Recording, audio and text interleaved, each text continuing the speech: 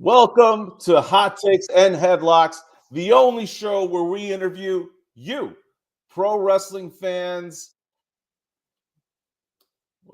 Pro wrestling fans, about your love for pro wrestling. I'm your host, Joe Zaletta. We have a great one for you tonight. But before we get to our guest, hit a curb stomp on that like and subscribe button on the brand new Hot Takes and Headlocks YouTube page, as well as a Hardcore Sports YouTube page as well. The best YouTube channel where you get all you need for all things sports, news, watch-alongs, live reactions. And if you're watching live, light up our interactive chat and be part of the conversation. Let us know where you're chatting to us from. The more engaged our audience is, the better we can make this show for you. And finally, if you want to leave us some feedback or you want to be on an upcoming Hot Takes and Headlocks episode, email me at hottakesandheadlocks@gmail.com so we can schedule you for a future show. And now, our guest tonight, we are going across the border to the home of the Montreal Screwjob. Coming to us live from Montreal, Canada, the owner of Pat's Pet Show, the Snake Whisperer, Pat Fallon!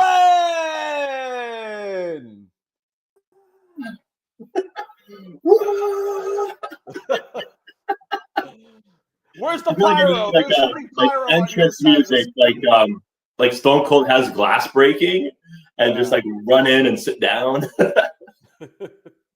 How are you, man? I'm really excited to have you on the show. Pretty good. Thank you for having me.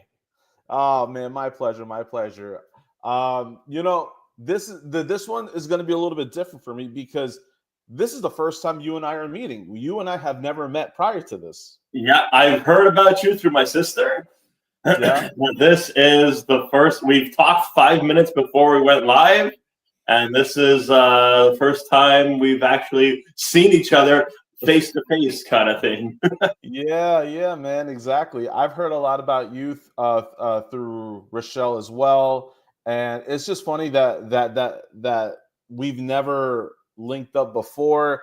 Rochelle's known for a while that I'm a huge fan of pro wrestling, and you are as well, and it's just never happened. But here we are. It's happening right now, and I'm excited for this one. So we're gonna get right to it, man. First question is, I always wanted to start back at the beginning, right? So what are your earliest memories of watching pro wrestling? I actually hated it at first. Like, I always made fun of kids at school for watching it. Like, I was one of those people that was like, oh, it's fake. Why would you watch that? And then I would turn on like Pokemon or something. And they were always like in our little group of friends at school. They were always talking about, oh, did you see like The Rock did this and Stone Cold did that, and talking about this. I just like didn't even care about it. But then I think it was around like 2002, our parents got us like the whole sports channels and like all these like hundreds of channels and everything. So I actually got the channel for it, and then I remember putting it on like one Monday night and just like, oh, there's nothing else on, whatever, I'll just watch it.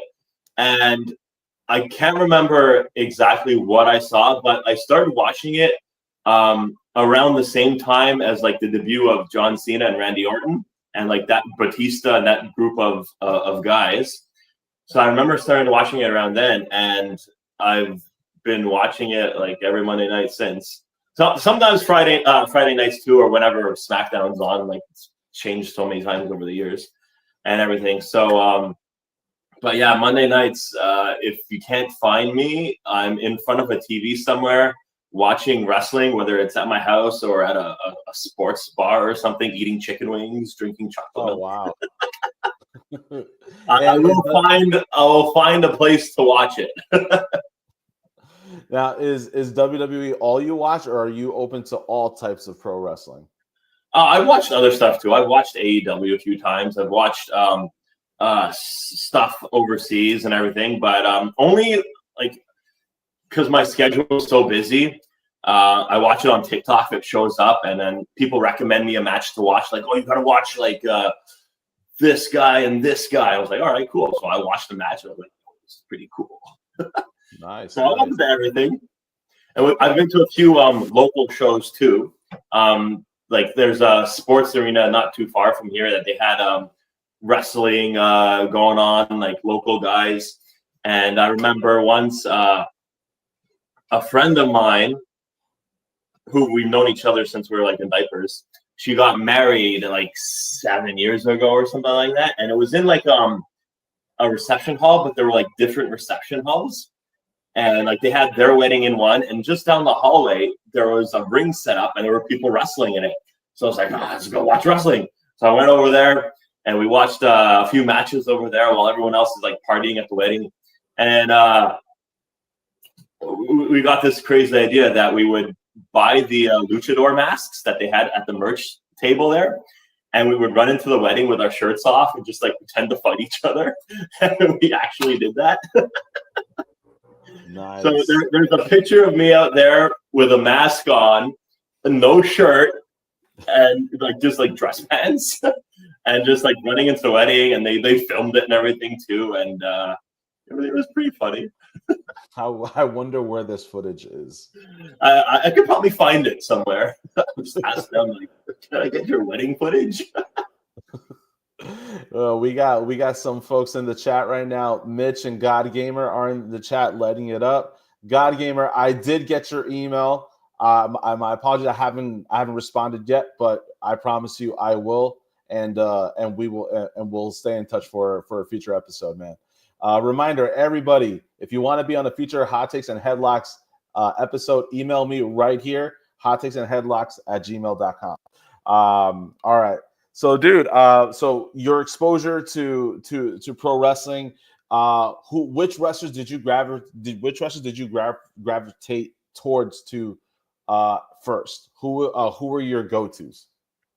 So, as I was saying, I grew up in like the area in the early 2000s, right? I started watching wrestling around then. That's how I grew into loving wrestling. But my favorite back then was I loved Shawn Michaels. There's a fly in here. HBK, and he was like awesome putting on matches, and his feud with Triple H and everything. And one of my favorite matches is him and the Undertaker at WrestleMania. And then there was like him part 2, and then him with Triple H, and like the whole storyline of them was pretty awesome. And then I was a big fan of CM Punk, still am today. Kevin Owens is another one of my favorites. He was just, like, doesn't have a bad match, that guy. And I also met him in a parking lot here in Montreal. No way. It was like completely out of the blue. It was so cool. I went to one of the malls here in Montreal here, and it's a big, well-known mall. And this was right after he won the Universal title, okay? And I'm driving down the parking lot, and this guy and his wife like walks in front of my van, and I'm like, that kind of looks like Kevin Owens. And I was like, what is he doing here? They're on the road like 300 days a year, right? It's like, whatever. So the girl gets into the car, and he's putting something in the trunk of his car. And I drive around. I'm coming back down the other aisle of the parking lot, and he closes the trunk. And as he's walking towards the driver's side of his car, I see he's wearing a WrestleMania shirt. So I'm like, oh, frig, it might be Kevin. I wind down my window. I was like, are you Kevin Owens? You look like Kevin Owens. He's like, I am. I was like, dude. So I parked in the middle of nowhere, jumped out of my van. I was like, dude, that's so awesome. I'm so happy for you. Gave him a hug. Got a picture with him. It's on my Facebook. We just like got a picture like, oh, so awesome. And his wife was laughing her head off in the car. And oh man, it was so cool. Gave him my card, gave him my business card, because I knew he had kids at the time. Well, he still does, but he had young kids.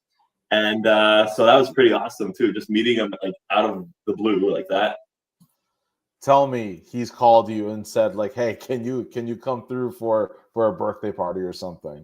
I know. I wish that would have been so cool. I would have done it for free. Like, imagine like he has a birthday party for his kids, and there's like, I don't know, Undertaker there, Triple H, Randy Orton, everyone. Yeah. That'd been so cool. But no, he didn't call. It could still happen. He probably still has that card in his wallet or something. Yeah, and then one day he's gonna clean it out and be like, "Oh, I never called this guy. Let me do it now." Man, that's such a good story. I love Kevin Owens. He's high on my list. I would say top 3 list.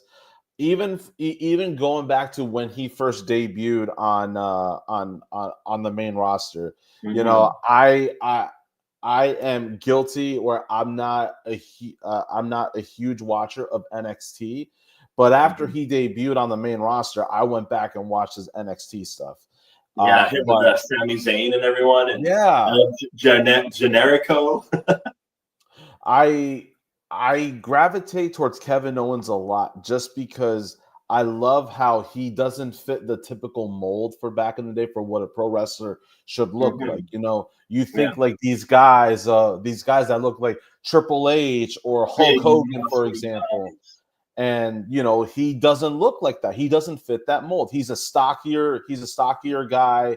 Mhm. You wouldn't think that that's someone that the WWE would want to elevate and push, but Yeah, that's why I like them so much, so and cool. And like, I don't recall any matches by him that were bad. Like, they're all so entertaining.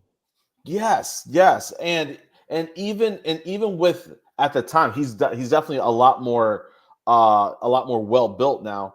He's definitely lost some weight, but even with his body size at the time, he could do some really great moves, man. He What did was the it?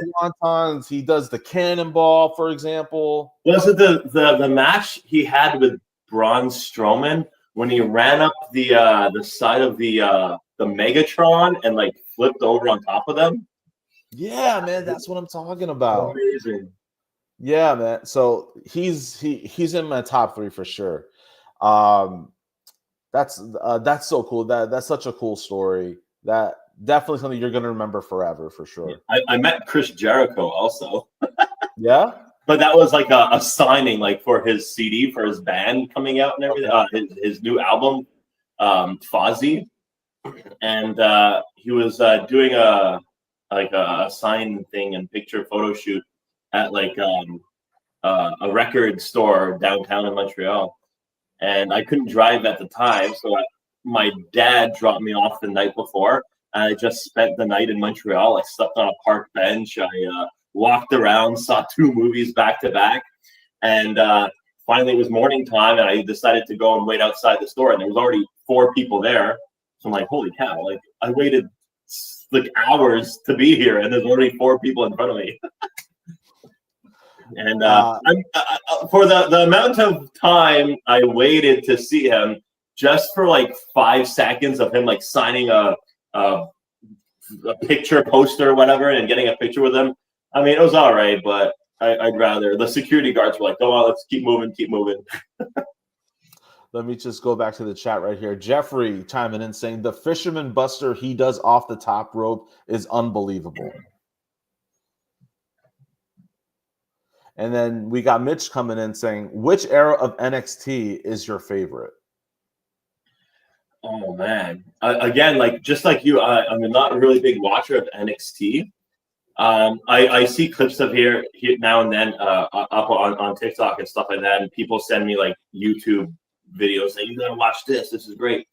And but recently, like with all the people that are getting called up now to the main roster and everything, uh, I've been watching a bit of it, and it's pretty cool. Like maybe I should start watching that religiously too now. Mm-hmm. So. And now they're like introducing like the TNA, Joe Hendry, which is Yeah, hilarious, and Trick Williams, and who else? There's just so many. I don't want to forget so anyone, many, and man. So don't want to many. And not the name spot anyone. that they put Joe Hendry in at this year's WrestleMania, That what was an so cool. opportunity for him. Yeah, That was yeah. amazing. So you I started, wouldn't have guessed it would have been him. Like I was me neither. waiting, like at my sister's place, and we're all on the couch. We're like, "Who's it gonna be? Who's it gonna be?" Say his name. And yeah, that was so cool. We're all like, what? Well, I mean, yeah, it was so crazy. My So nephews with didn't know who it was, but everyone else did. yeah. So with you watching, starting to watch wrestling in the early 2000s, right? We're now in 2025. So you've been watching it for 25 years, let's say, right? Yeah. Obviously, a lot of differences between how it is now versus how it was then. When you think of the differences of pro wrestling then versus now, what would you say? Let's say top three. What are the top three biggest differences that you notice from pro wrestling then versus now? Well, the thing is, now everyone has a phone, right? So if they wanted to sort of like, it kind of ruins the movie magic from like back then. Like if someone were to like there was a match not too long ago where Roman Reigns was like his head was bouncing off the announce table. I think it was with Triple H, and someone filmed like Corey Graves kind of like handing him like a little vial of blood or something to like put on his face. So I mean, it kind of ruins everything for you and everything. And when the whole Chris Benoit thing happened, now there's like no really crazy chair shots to the head, which is, I mean, it's good to stop, you know, that and everything, but that's changed a lot too. The way they just maneuver around things, and they're more cautious now, I think, with doing things like that. And yeah, so but the main thing that, I mean, I'm guilty of filming too at WWE shows and stuff like that. But it kind of like ruins the movie magic when everyone has a phone, so you get it from every different angle. It's not just the cameraman's angle, and then you see it like online later.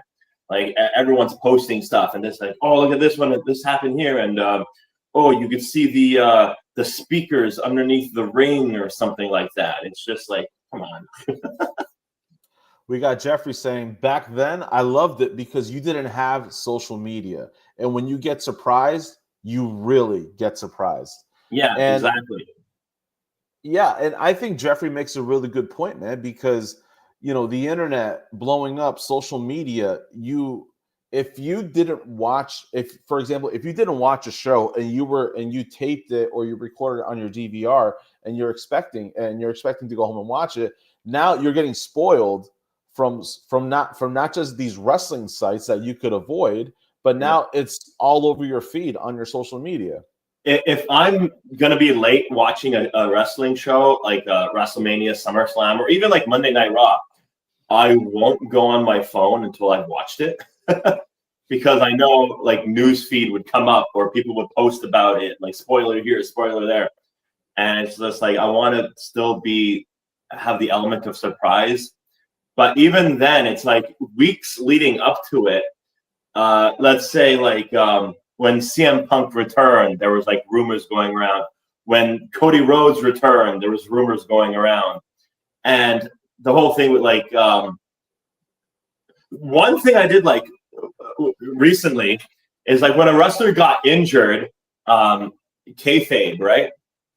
And now they're like, oh, they're injured, and then like a month later they come out with a movie. So it's like, oh, they weren't injured at all. They went to go film a movie. But the thing that happened recently is Seth Rollins was with his injury. That was amazing how that was done, where no one knew if it was real or not. No one knew if it was fake, if it was like scripted, if it was really injured, and he pulled it off perfectly with crutches and the knee brace and not showing up for weeks. I mean, that.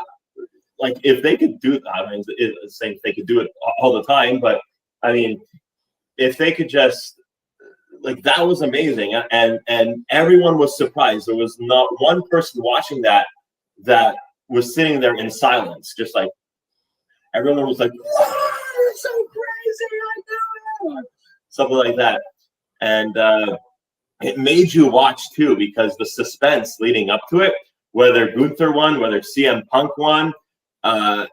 You wondered what would happen after that match if he came out injured or if he came out healthy.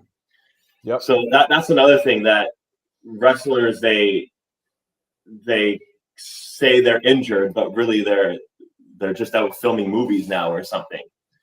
And again, social media, you could see them walking down to the coffee shop, getting Starbucks or whatever, and they're perfectly fine. So it kind of ruins everything too. That we got more chatter in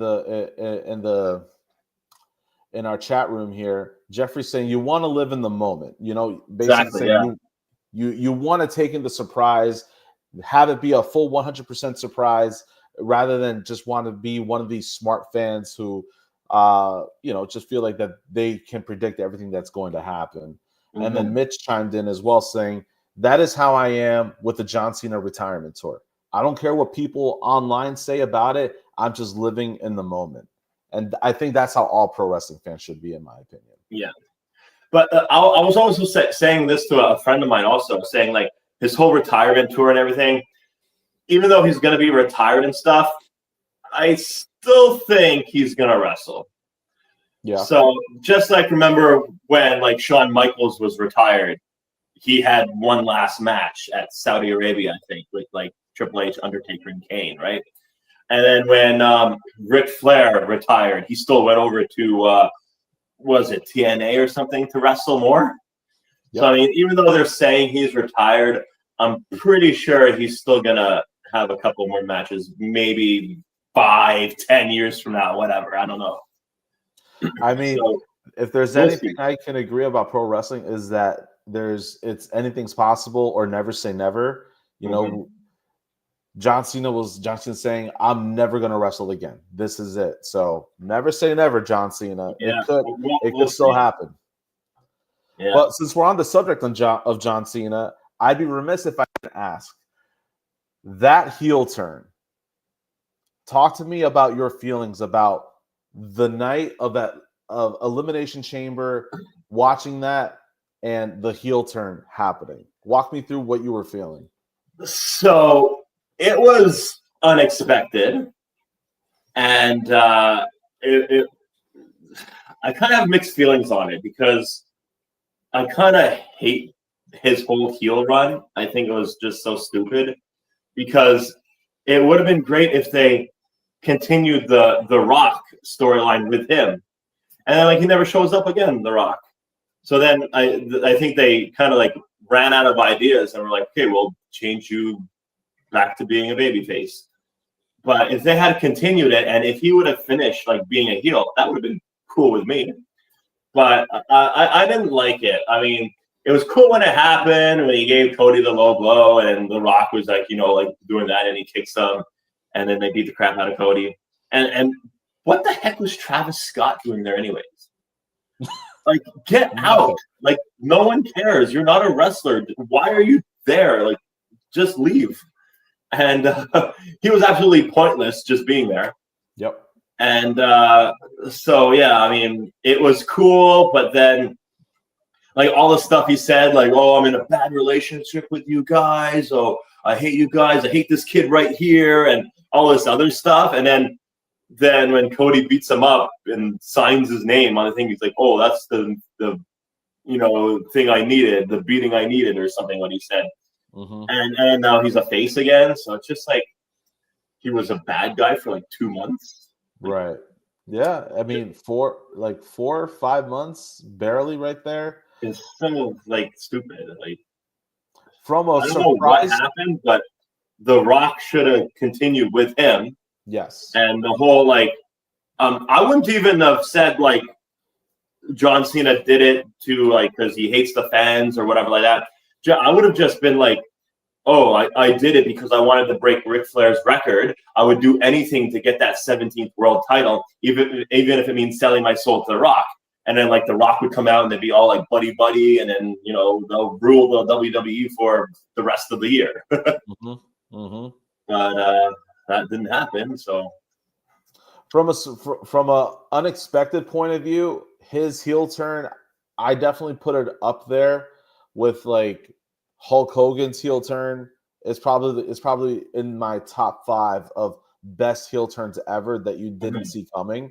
But I do agree that as far as his heel run overall, it wasn't what we all wanted it to be. It wasn't Like there were good moments in there. When John Cena was feuding with CM Punk, there were some great moments there when with their back and forth with their promos. Mhm. Overall, if you had to give it a letter grade, what would you grade John Cena's heel run?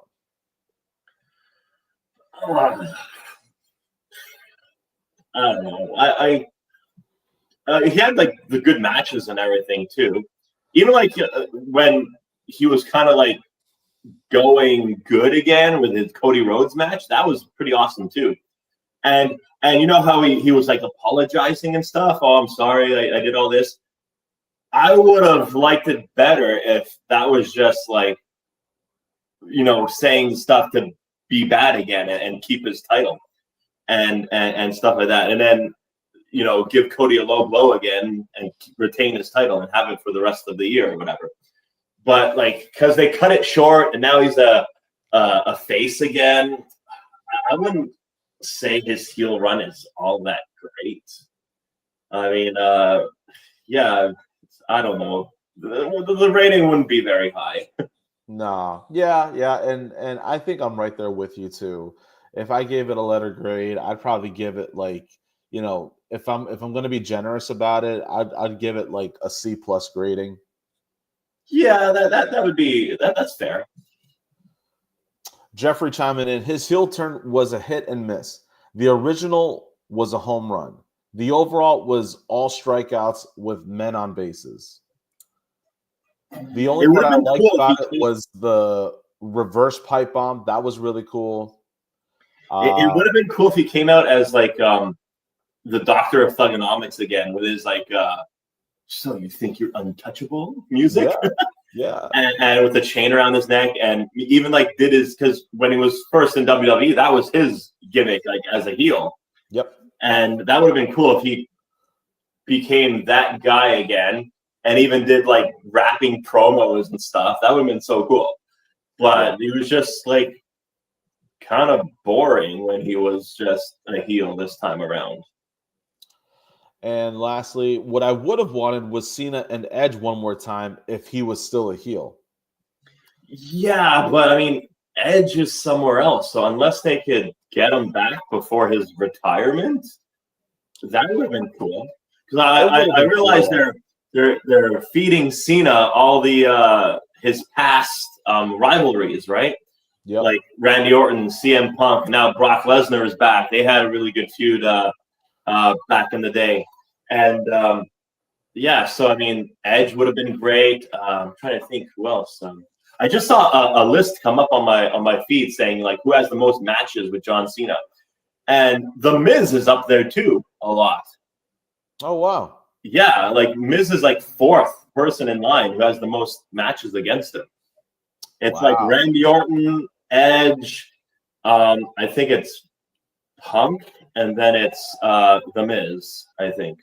I could be wrong about the order, but I know Randy Orton and Edge are like the first top two.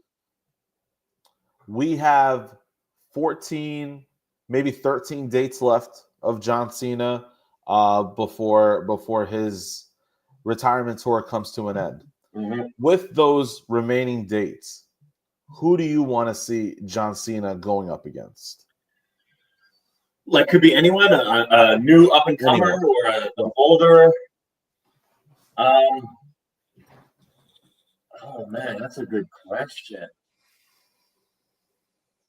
So we're already going to get the Brock Lesnar feud, which I hope they like tear each other apart, because that was like they're famous for having good matches and tearing each other apart. Like I remember when Lesnar first came back, they had that Extreme Rules match. Yep. Which was so cool. And then they had that one at SummerSlam where he suplexed Cena like 16 times. or was it more than that? I can't remember. I think you're right. He took it to Suplex City for sure, man. Yeah, and but nowadays, let me think. It would be cool. I mean, like Gunther would be a pretty good person to throw in there to see who has a good match against him. Just to like establish Gunther like he's the the main guy now, and he's the guy to beat. So he beat the guy to beat. So I mean, that would be cool if they did that to Gunther, if he beats Cena, and sort of like like the passing of the torch when Cena and Cody Rhodes hugged at the end of SummerSlam there.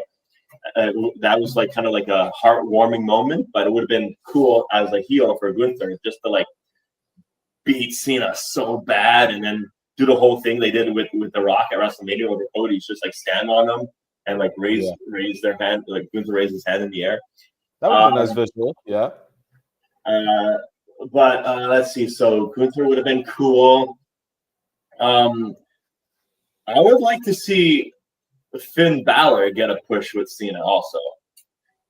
That because Finn Balor is one of my favorites also, and he would have been awesome. He would be great. Even Seth Rollins would be a good one too. Seth Rollins, Reigns, maybe. They've had a few differences in the past. Jeffrey chimed in. Seth Rollins did break Cena's nose, so he could face him one last time. Yeah, that was crazy. I remember his nose was like crooked. Oh, going in different directions. Yeah, I know. It was so crazy. It's like one of the streets in Montreal. Yeah, so that would be cool. Or who else? There's so many people you can name. There's a lot. There's so many people to name, but there's so little time. I know. If Cena was there like every week wrestling, like every Monday night, that would be cool. You could totally throw in like new up and comers, and instead of the whole thing of Cena burying the newcomers, he could use them to elevate them. So that would be cool if he could do that, but I don't think he's gonna do that. He's just like a part timer now, right? Only on PLEs now. I think they're PLEs, yeah. They don't call them pay-per-views anymore. They're now you PLEs. can see how long I've been watching wrestling for. So fast forward, all right. It's December. One last match, his final match in WWE. Who should the WWE book to go against John Cena for his very last match? Why not give him everyone he's fought this year? Throw in, like, make it like a fatal four-way. Randy Orton, CM Punk, Brock Lesnar, like everyone together. Wouldn't that be cool? That's true, because he didn't say it has to be all singles matches. It could be a triple threat, fatal four-way. Hell, make him run a gauntlet or something. Yeah, something like that. Okay. Or do one last Hell in a Cell with everyone. Oh, I don't know about that. I don't know if Hollywood wants him to bruise his body up. He's always filming something nowadays. He'll never get another goal. Yeah. Jeffrey says, throw Dominic in there. That would be cool. Mitch says, please, no Logan Paul. I mean, I'm not a huge fan of Logan Paul outside of wrestling, but he does have good matches. He does. Like, he's super athletic. His matches are entertaining. So, I mean, I wouldn't push it past him if he... Isn't he feuding with Logan Paul too right now? Yeah. Weren't they like on a tag team, and then now seeing Cena's like a good guy, he's like, "Oh, you suck" or something like that to Logan. Yep. That's exactly what's going on right now. So that's the whole point. Like, it's so stupid. Like why they had him as a heel, and now he's a good guy. Like the week before, they were like best buddies, and now it's just like, oh, I changed my mind about you. Now, I noticed you're wearing a Cody Rhodes hat. Yeah. Is the American Nightmare oh wow, that's a nice one right there. That's a nice shirt. That's a nice one for the whole roster. Is the American Nightmare your top guy right now? No. I got this hat because just because he was injured in the Seth Rollins feud in Hell in a Cell, and I gotta respect the wrestler who kept fighting through the torn pec and put on one of the best Hell in a Cell matches in recent years. Yeah. So I mean, I gotta like support them like that also.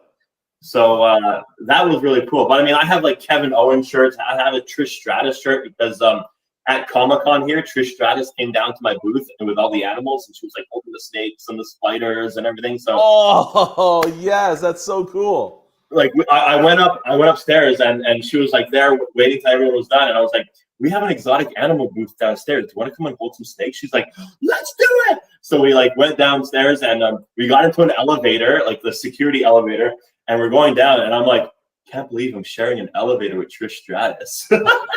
And we went to our booth and we got a picture with her holding like a 10-foot snake around her. She held the tarantula. I think she held the frog also, which was like so cool. And so like after that, I went and bought her t-shirt. I was like, hey, you support me, I'll support you. Wow. Yeah, so I have quite a few wrestling t-shirts in there. Torn pec was one of the craziest things I've seen in a wrestling match. Yeah. Same, man. Did you hear the thing about Seth Rollins saying that he didn't see it until Cody Rhodes took his cloak off in the ring? Yeah. And he goes, I want it to be like a genuine surprise. Like, holy crap. And that's a good call by Seth Rollins, man. I would have said the same thing if I was him. Like, you're performing. That was so gnarly. Oh man, it's so disgusting. Yeah. And like I've torn a muscle in my leg before, and it freaking hurts, man. And so I can't imagine the pain he was in, and still wrestled, and still had kendo sticks being jabbed into it and everything. So I mean, props to him, man. When I saw that, I think part of me, like kayfabe and all, like, is this 100% real or not? Like, you always have that little bit of doubt in there as a viewer, but then when you finally saw it, it's like, wow, this really did happen. How are they going to have a Hell in a Cell match of all types of matches? He's really going to go through with it, and with a torn pec, they stole the show that night. It was the best match of the night. Yeah, it was amazing. Yeah, for sure. Now, Seth Rollins, I think, is part of like one of the greatest Hell in a Cells and one of the worst Hell in a Cells. Remember the Wyatt one he did? Yeah. I know. I love Bray and everything, and his matches were awesome and everything, but that match was just like the red light was so annoying. Yeah, it was. But let's stay positive. But like Seth Rollins and everything, and Cody in that match was like, how do you know that someone is injured and still hit that injury until oh man, like even Cody Rhodes was like a few times in that match he almost passed out because of the pain. Yep. So fudge, that's crazy. Since we're on Hell in a Cell matches, I gotta ask you, what's your favorite Hell in a Cell match? Oh man, I have the Hell in a Cell anthology DVD like out there too. There's just so many good ones. Obviously, like Undertaker and Mankind is up there. It's amazing. The Undertaker, Shawn Michaels, and Triple H, incredible. The Seth Rollins, Cody Rhodes. Who else? Which one was good? I think I like the one with DX against Vince McMahon, Shane McMahon, and Big Show. Remember that? That last visual of that match is what I remember the most. Me too. That's why it was like so hilarious. But that one was pretty awesome too. And for those who don't know the visual, because let's give context. This match was like 20 years ago, or close to 20 years ago. Yeah. This visual we're talking about is DX, Shawn Michaels, and Triple H shoving Vince McMahon's face into the Big Show's ass. Okay? So the Big Show was bent over the ropes, knocked out, and they pulled his singlet down or whatever he was wearing. Like they pulled it down to see his butt crack right there, and it's so gross too because he just wrestled a match, right? And all sweaty and all disgusting, and they took Vince McMahon and just went right in between those cheeks. So that's the thing. Vince McMahon always told people, you know, I won't make you do anything that I wouldn't do myself. Yeah. And that, for all I know, that was probably his idea. You know, oh, wouldn't it be great if you just put my face into the Big Show's ass?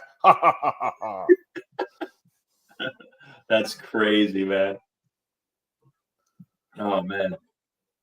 But yeah, I think those were my top up there. Jeffrey, Jim Ross, deep in the crevice. Yeah. Even the one I remember, the one where they had like 6 people in it. It was like The Rock, Rikishi, Kurt Angle, Stone Cold, Armageddon, Hell in a Cell, Undertaker, and Kane. I think it was. Yep. Like everyone against each other. I think Kurt Angle was the championship, and he retained. Yeah. And that was when Rikishi fell off into like a flatbed with like shedding in it, like hay. Yep. And they were fighting all over the place too, like up on the ramps. They were like putting each other through cars and stuff. So I mean, that was pretty cool. Such a good match, classic.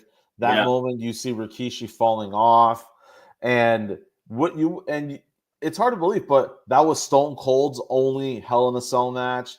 That was The Rock's only Hell in a Cell match. I think that was also Kurt Angle's only Hell in a Cell match.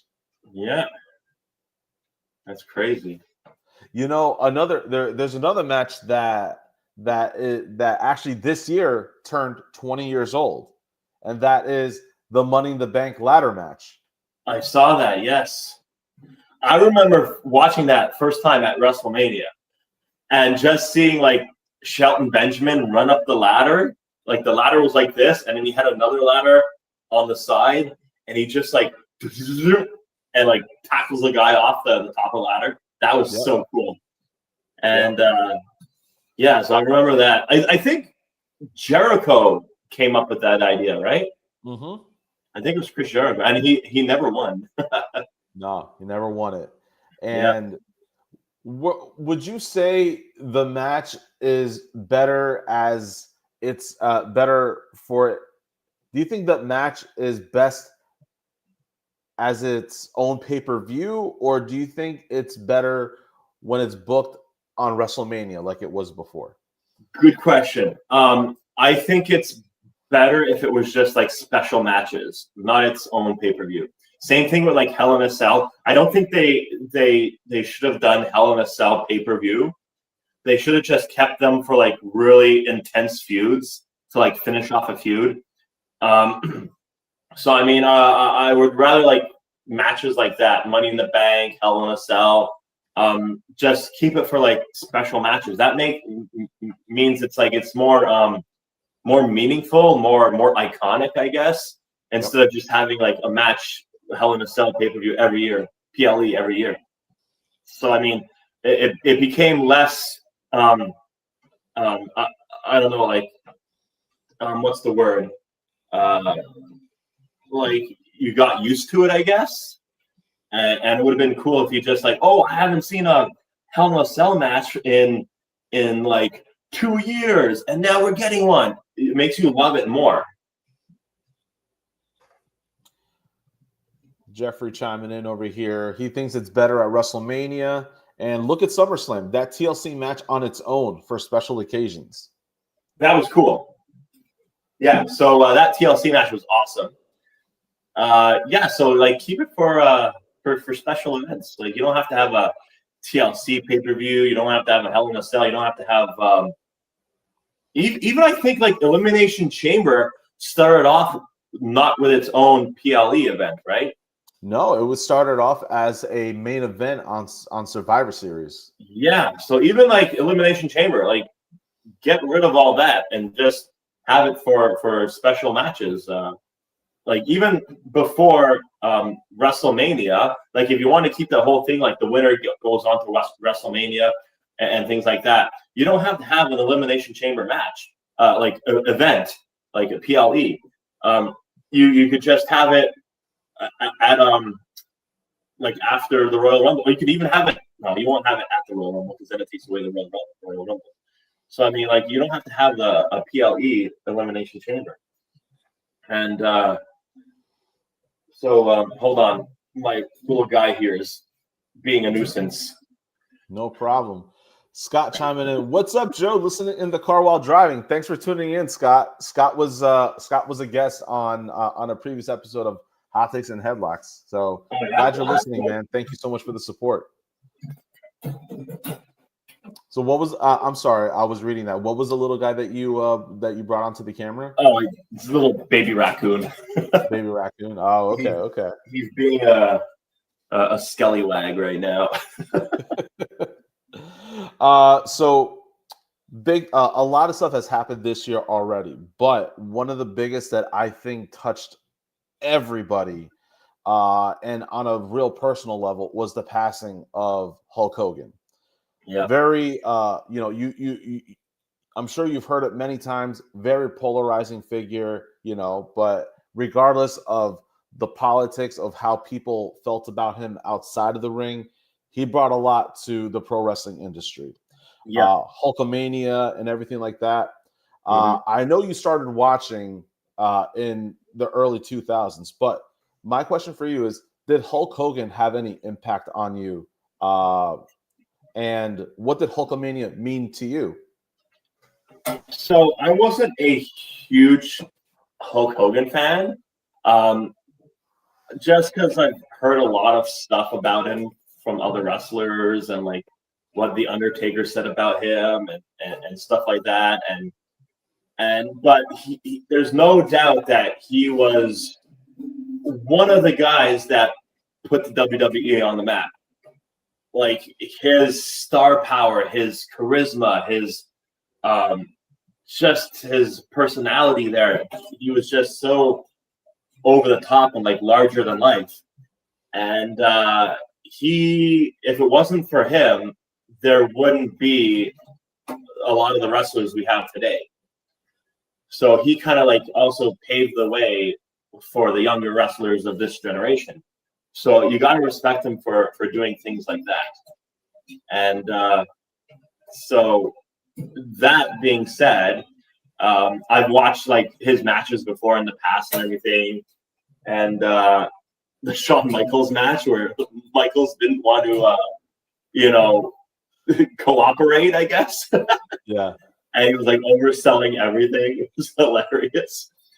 And just like the thing he did when he turned heel and everything like that. I mean, people still loved him when he was like a heel. So it's just like it's pretty crazy, but you got to admire how he elevated the WWF at that time, and let's just say WWE, and how just it was shocking that it was so sudden. Like, no, I don't think anyone knew he was like even sick or anything. I think he just had like, I think they said it was like cardiac arrest or something like that.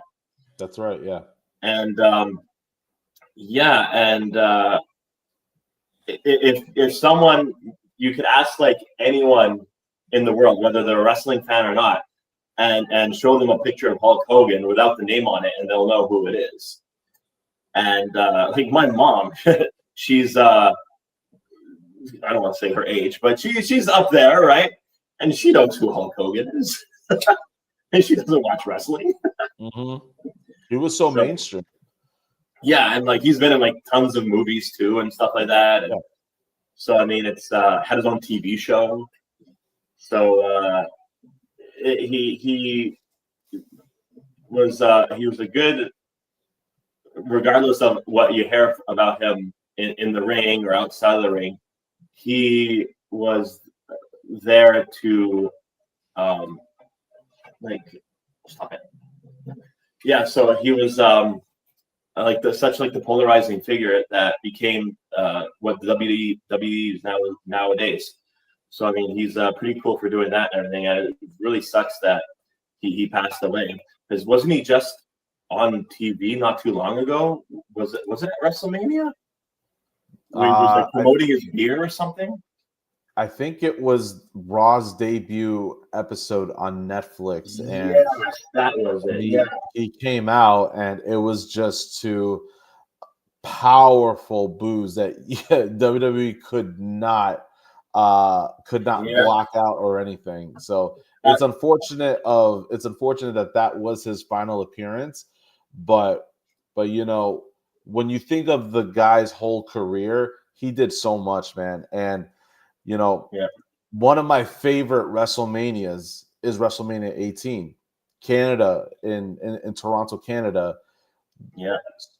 The Rock versus Hulk Hogan, such a great match. It the way that match honestly should have closed the show, but you know, Jericho was talking about that too on a podcast. He was like, "How do we follow that? Like that should have closed the show."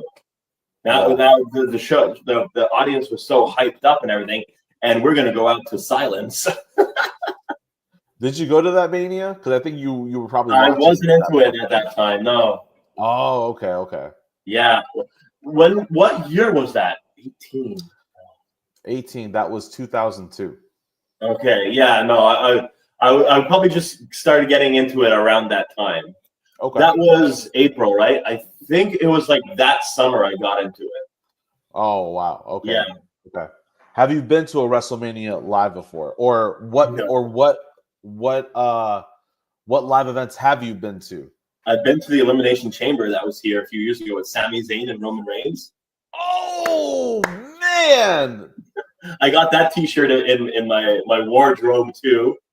It says like I was there on the back, and I got like floor seats, so I was like right up close. It was pretty cool. How hot was that crowd for Sami Zayn? Nothing could like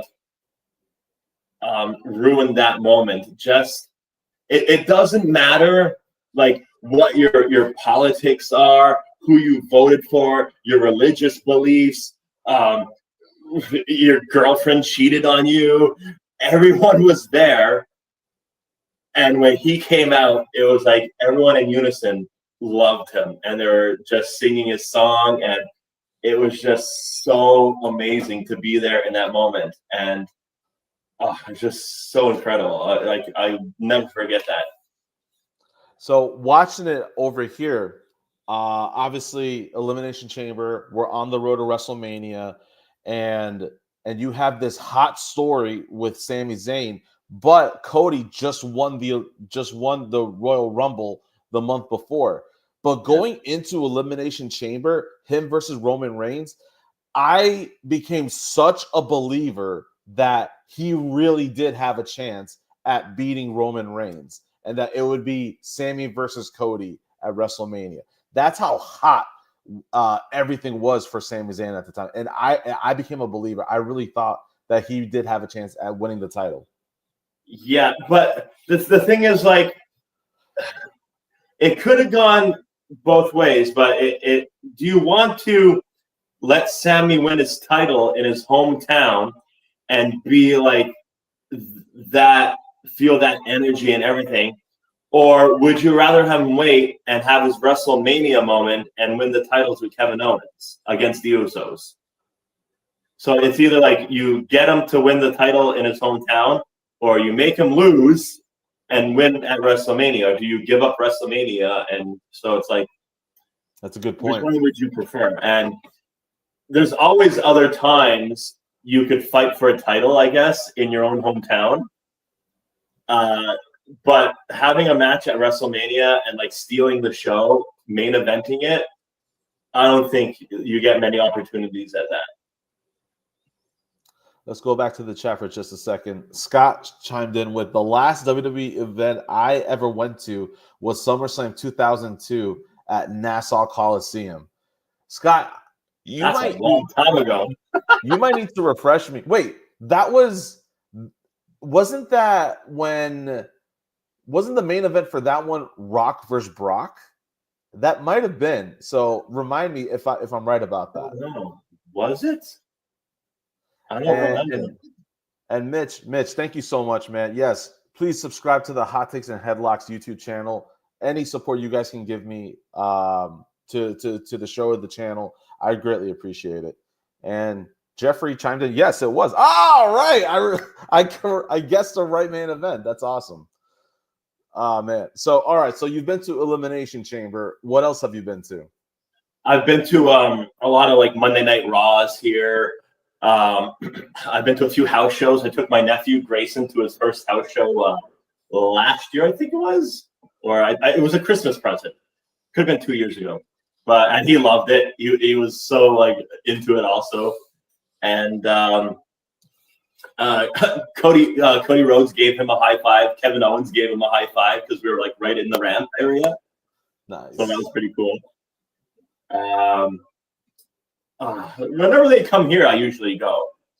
They were here just on SmackDown last Friday, but I was doing pet shows all day, and I would have gotten there like an hour late, so I didn't get tickets to go. Oh, okay, yeah. Okay. But a lot of friends went, and they were like sending pictures and stuff. It's like, come on, like John Cena's last run in Montreal. So I mean, it would have been cool to finally see that, but I've seen him before. Yeah. Let's see. Scott chimed in. That was also the unsanctioned match between Shawn Michaels and Triple H. You're right. That's right, because Shawn Michaels was just coming back from his back injury. From his back injury. Yeah. I remember that's one of the earliest memories I remembered where they were like interviewing Shawn Michaels, and he was in a wheelchair, and they're like, "Oh, we want to know how are you doing, and is everything okay?" And he like pretends to be like an old man, and he's like getting up on the wheelchair, and he's just like, when they do that and when they do it right, those moments are so good, man. Like that. Yeah. That reminds me of Seth Rollins' moment at SummerSlam where he dropped the crutches. Yep. That was so cool. We were like, is he just gonna come out and like hold the briefcase high and just say like, oh, you know, your time is limited because I have this and I can cash it in any time. Then he walks out and Paul Heyman was still there holding it, and I was like, why is not Paul Heyman going with him? And he walks back and like the camera zooms in on him. I was like, he's cashing in. And then the crutches drop. He takes off his knee brace. Yep. And then it was amazing. CM Punk was done at that point. He was just done. So well done. Yep. So I see a lot of chatter on social media, fans that disagree about what pro wrestling is. So the argument is pro wrestling is about the characters in the story, or that pro wrestling should be about the moves, right?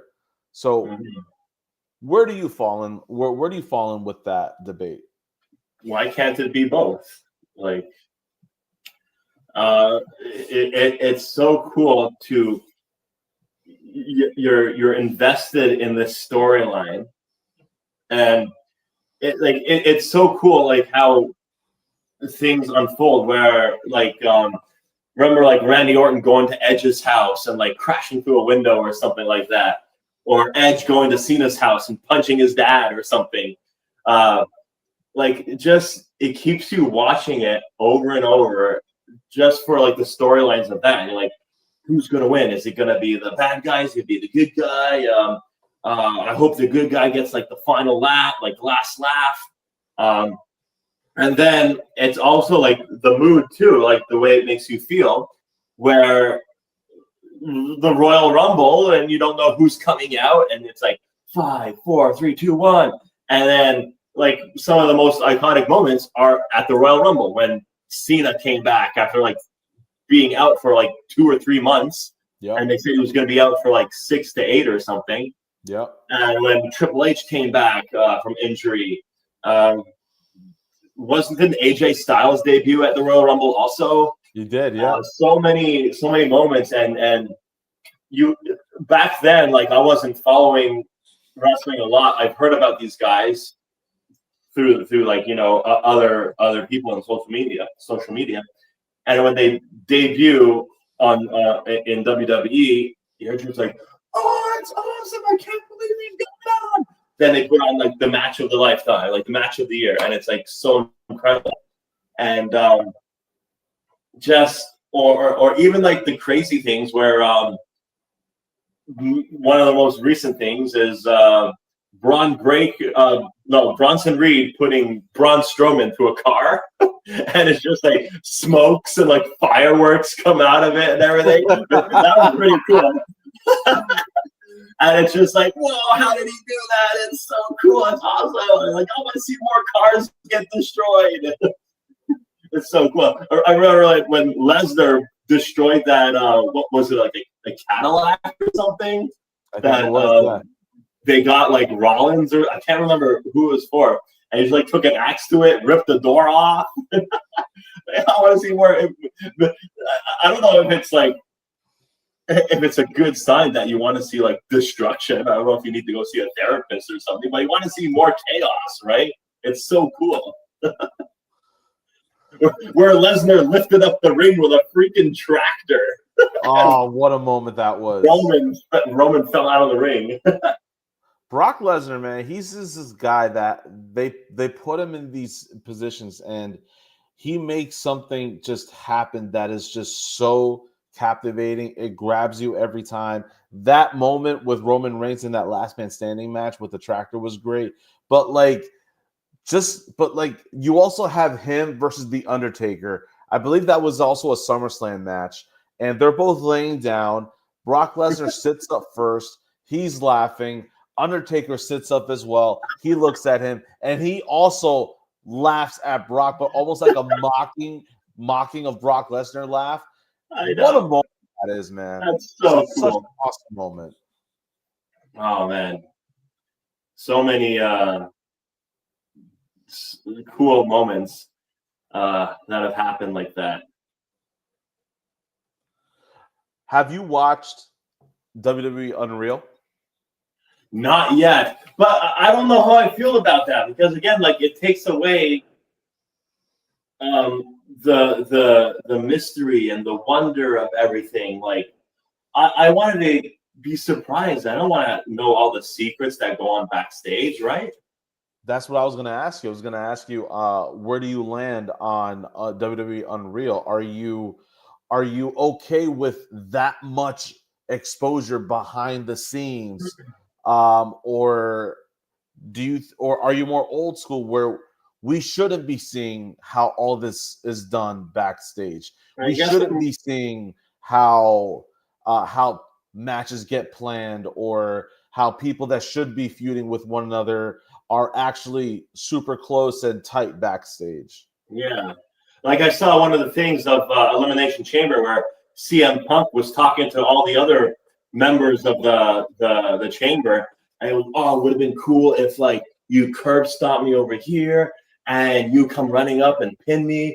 Like I don't want to know what happens, like how you discuss everything. I guess I'm like old school because I want to keep that stuff to yourself. Maybe in like, I don't know, 10, 15, 20 years from now, make a DVD or make like a one-time special on what happened during that time. And then, watch it then. But it happened this year. Like, I don't want to know I don't want to be spoiled. I don't want to be, know what goes on. Yeah. Yeah. I watched it. I watched all 5 episodes. I would say the episode that I found to be the most interesting, I think it's episode 2, because they really go deep into everything of how that heel turn for Cena was constructed, all the planning involved, how it was shot for shot backstage in real time. If you ever do get around to watching it, I would say look out for that episode. I feel like that episode of the 5 that they released is the best one of them all. Okay. Interesting. So going back a little bit, we talked about Hulk Hogan's passing and everything, and as you know, every year I feel like we lose more and more of our favorite pro wrestlers, right? Mm-hmm. I wanted to ask you, what pro wrestler passing really got to you the most? The one that I could think of is like Eddie Guerrero. Of course, I was super shocked that happened. I remember, I think it was in December he passed away. I think, right? I I remember don't recall the date exactly. Sorry. I don't recall the month or date exactly, but I'm sure someone in our chat will definitely help us out with that information. I remember just going on to like logging on to WWE.com, and his face was there and saying like, "Oh, WWE is deeply saddened of the passing of Eddie Guerrero," and I'm like, "Are you kidding? Like he was just wrestling the other night," and that one and when it first happened, it was crazy, but now looking back on it, it's like you're not supposed to talk about Chris Benoit. So there's that when it first happened. It was like, holy cow! Like he was like wasn't one of my favorites, but like he had some really good matches and everything. And then the whole tribute they did to him on Monday Night Raw, and then like the next day they kind of like went back on everything. They're like, yeah, sorry about that. We were uninformed that he was a double homicide suicide or something like that. Yeah, they jumped the gun a little bit before getting all the information. And then most recently is of course Bray Wyatt. Yeah, Bray Wyatt was like super shocking. I think I knew he wasn't well because he was spending a lot of time not on TV, and they said he had something like respiratory something, and he was supposed to have the machine that you use to like sleep with. It's like a CPAP or something like that machine. He's supposed to have something, but he left it in his car, and then he went to sleep and then never woke up. That's what I heard that happened, and it's like it could have been avoided. it could have That been was so crazy, and the whole world was like shocked and saddened by that.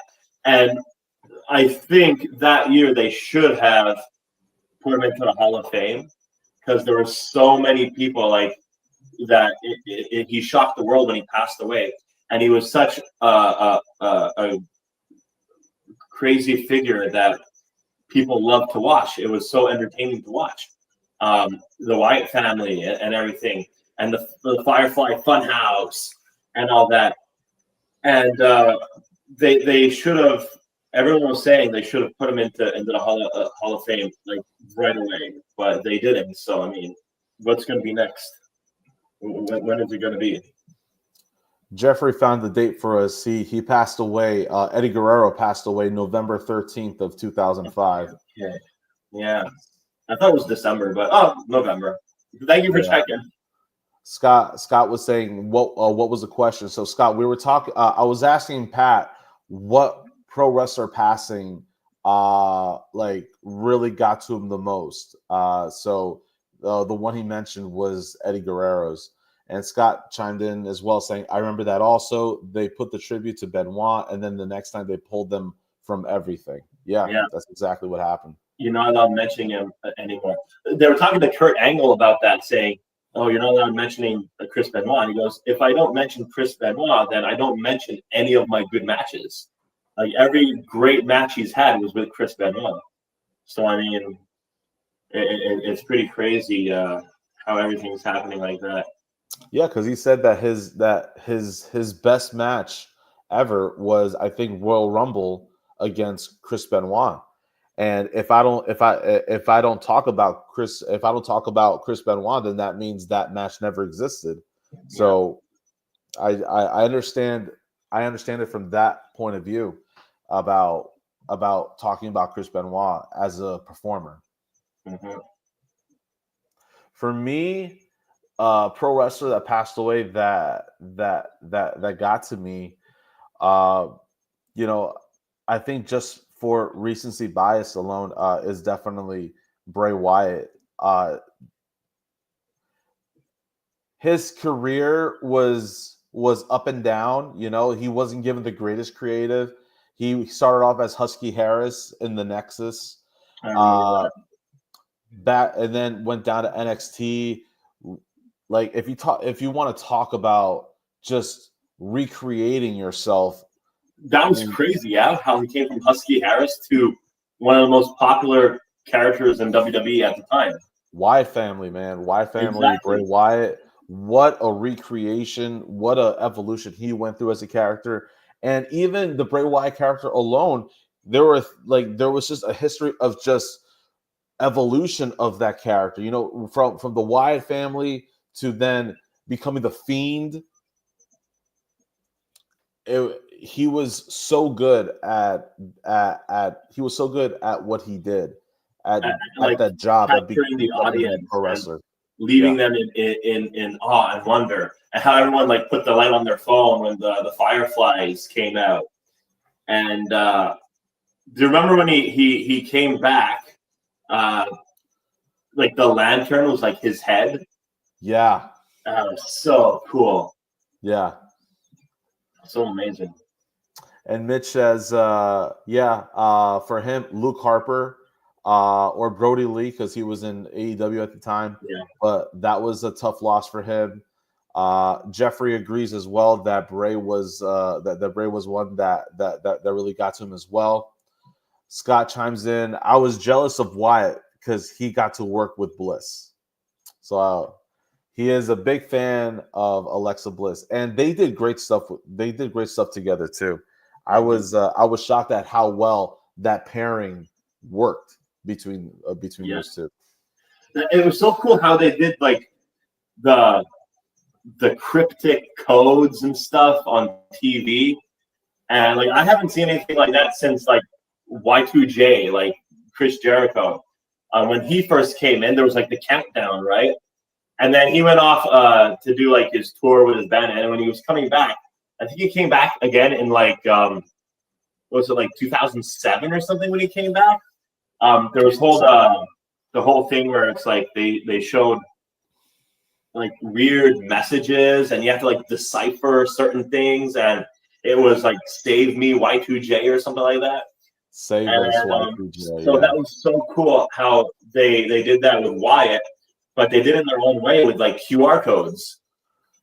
And they would like secretly put it around like on the back of a clipboard when a guy was like signing something, and he would just like for a second just like flash it and then go do something else, or like it would come up on the ring, like the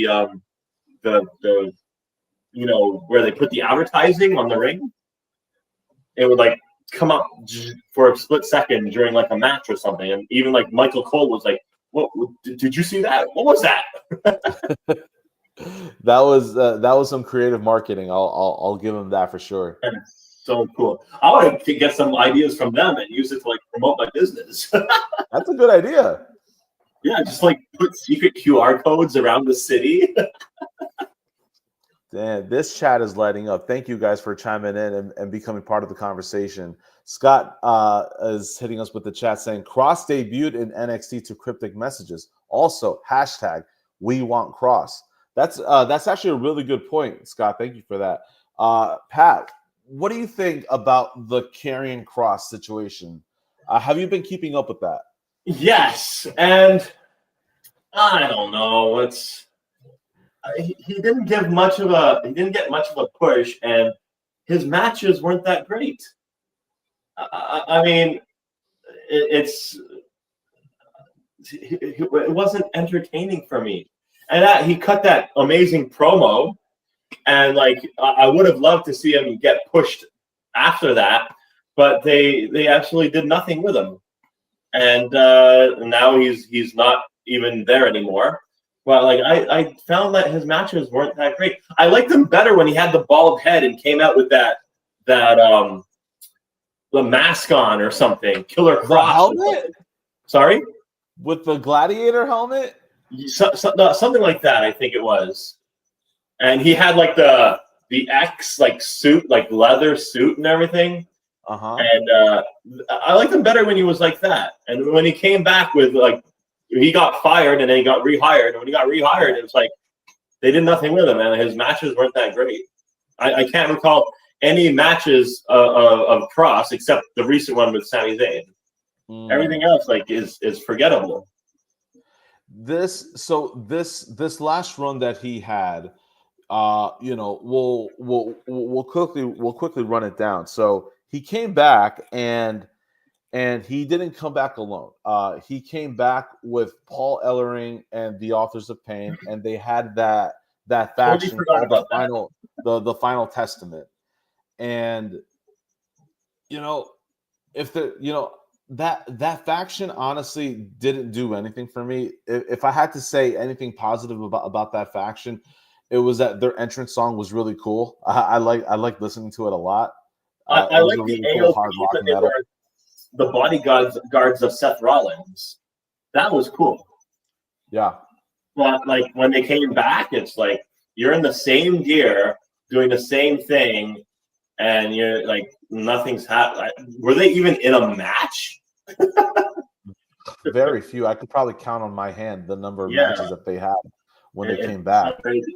I mean, they have the look. Like AOP has the build, like the menace look to them, and they could be like a dominant faction, like Bronson Reed and Braun Breaker are right now, but they did absolutely nothing with them. So I mean, what do you expect? They all got canned. Jeffrey just chimed in with a question. What WWE DVD collection or wrestling collection do you all have? I have a lot. I have the CM Punk one. I have the top 50 OMG moments. I have all the Hell in a Cell ones. I have a few pay-per-views. I got them all out there. I go run and get them if you want. I have the Trish Stratusfaction one, where she's like getting like water on a wet T-shirt. Such a different time, man. They'll never they won't put out stuff like that for the women anymore. Yeah, I can't see Charlotte Flair doing that, or like I don't know. Oh, I was gonna say Naomi, but did you hear about Naomi? Apparently, she's pregnant. I heard, yeah. I heard rumors that she going might around. be. That's why she missed the PLE. And I've heard rumors. If We'll she see. is, if that is the reason why, then huge congratulations to her. I'm really liking the creative that they have for Naomi right now. I love the whole caution theme for her gear, and she's making it work so well. Just like and, yeah, no problem. Because I'm like sweating like crazy in here. I'm like dripping. The timing of it is unfortunate because she's on fire with her title run. But if that is the reason why she was unable to perform, and then congratulations to her. And I'm sure when she comes back, they'll put her in a good position on the card, I'm sure. Yeah, so I have a lot of the DVDs like that. I have the WrestleMania with the first Money in the Bank in it. I have that one. I have trying to think. There's so many that I have. I lost track. Scott's saying, I mentioned when I was with you 2 weeks ago that I have a bunch of the pay-per-views on VHS still. Oh, VHS. I remember that. I still have my VHS player downstairs. Yeah. VHS movies. Jeffrey says, I have the Cena My Life DVD, greatest Hell in a Cell match of all time, WrestleMania 23, WrestleMania 39 so far. Yeah. My sister got me a few DVDs too. I think she got me one from when Edge came back at the Royal Rumble, like behind the scenes of him. And there was like him talking about it. There's like Drew McIntyre in it. I forget what it's called. It's kind of like Unreal, but it's like a DVD kind of thing. Right. I don't remember what it was called, but I do recall them promoting it on their shows. Yeah. Right before Edge left, he was he had created the Judgment Day. Yeah. And then they kicked him out. Then he was feuding with the Judgment Day. What are your thoughts on the Judgment Day where they started and where they are right now? I think their peak was with Rhea Ripley and Damian Priest. Okay. When they left, it kind of like lost its like a train derailment. They're still going strong and everything, and they're still entertaining and stuff like that. But when it was like Priest, Ripley, Dominic, and I think Finn's been there since almost the beginning, right? Yeah. He came in later on, but I think he replaced Edge. Yeah, correct. Yes. Yeah, so when it was those four, they were like amazing. They were so entertaining and hilarious too, and just how they ran things, and they're still going. Like Judgment Day is still going on right now, but the only remaining members is Dom and Finn. Like everyone else is gone, and it's like Carlito's gone. Liv is out with an injury. And even that whole storyline with Liv, Dom, and Rhea was pretty entertaining too. It was pretty cool. But after they kicked Rhea out and Priest, it's kind of like lost its steam, I guess. Yeah, I can see. I can see your point with that. It's not it, and like they're also not at the top of the card as much anymore. They're really just they kind of went from that upper mid card or main event level to just kind of like that mid card event status. Yeah, like they have the titles. They have the tag team titles, right? JD and Finn. And the But I think they just have them as like a transition until they find someone to give it to. I guess that's always like the way, I guess. But they're kind of like not even. When did the last time they defend their titles? I don't even remember. And even then, like I don't even remember the matches they've had when they've been tag team. But at least like Dom is still champion, and he's hilarious. I love Dom. He's so Dom. funny. Listen, man, I don't know how long it's been since your last show, but when you go to a show and Dom is there, he gets a lot of cheers, man. So many cheers. He's so bad, he's good. Like everyone loves him now because he's such a bad guy, but he's great in the ring. He does amazing ring work. I became a fan of Dom. Remember when he first debuted? Well, not when he was a kid, but when he was like wrestling. All those kendo shots he took by Seth Rollins, it was like 36 kendo sticks or something. And they showed like the welts on his body and his back and everything. And that just came up on my newsfeed not too long ago. And just that, like I said, like people who fight through injury and stuff and put their bodies on the line, like I'll support that. And like I became a fan of him ever since then. And so cool how he's still going on. And him and his dad became tag team partners, first ever father-son tag team. And then he's like feuding with his deadbeat dad now. And he went in jail. And he did a whole like 6 hours in jail, but he came back like he did. It looked like he did 20 years hard time. He made it look like that. It was so funny.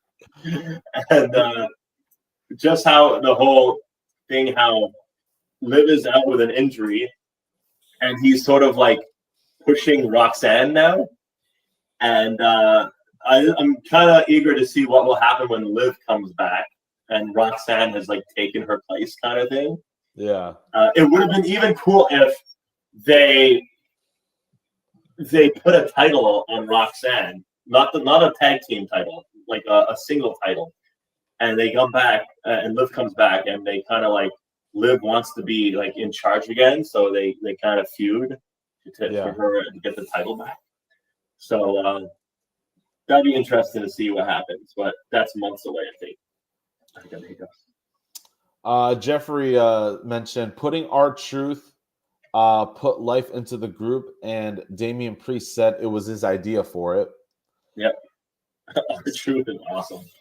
What happened to him? He got fired, then he came back. He got fired, and then he off, came back. and where is he now? He's on SmackDown. He's still like doing his thing, but he's like a more serious character now, He's right? more serious. He was saying that basically, summarizing, he's not R-Truth anymore. He's Ron Killings. He's in the driver's seat. But then this past Friday, the Friday after the SmackDown after SummerSlam, he has a backstage segment with John Cena where they're face to face and they're following each other's moves. They're tilting their heads the same direction, and then he's like, oh, "You're back! Oh, if you're back, then I'm back."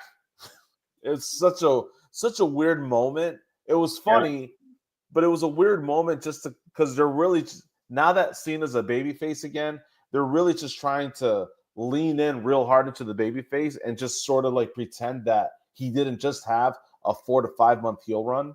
Yeah, like everything that's happened just swept under the rug and try and keep it a secret, like no one talks about it. Yeah. Scott says, how was his reaction from the crowd at SummerSlam? So I was at SummerSlam, so I think that's why he's asking that question. And the crowd was singing Dom. They were singing to him. You know how you know how overseas they sang Roman Reigns as Roman Reigns, Yeah. Roman. Well, for Dom, it was the same thing. Dirty Dom. They do that to everyone now, like Cody Rhodes, Dirty Dom, Roman Reigns. Yeah. So they were singing to him, but they're not ready for Dom to be a babyface. I guess they think he's doing such a good job at being a heel that they're not going to pull that trigger for a while. Yeah. Do you think Dom will eventually become world champ? 100%. Yes, absolutely. Yeah. I am done. I'm done in the sense that there is no one look for someone to be a world champion. You don't have to look like Shawn Michaels. You don't have to look like Hulk Hogan. You don't have to look like John Cena. You don't have to look like Triple H. If you got the crowd behind you, and you are hot at that moment in time, as long as they pull the trigger at the right time, anyone can be world champion, especially. Do you remember when Hornswoggle was like cruiserweight champion? Oh my God.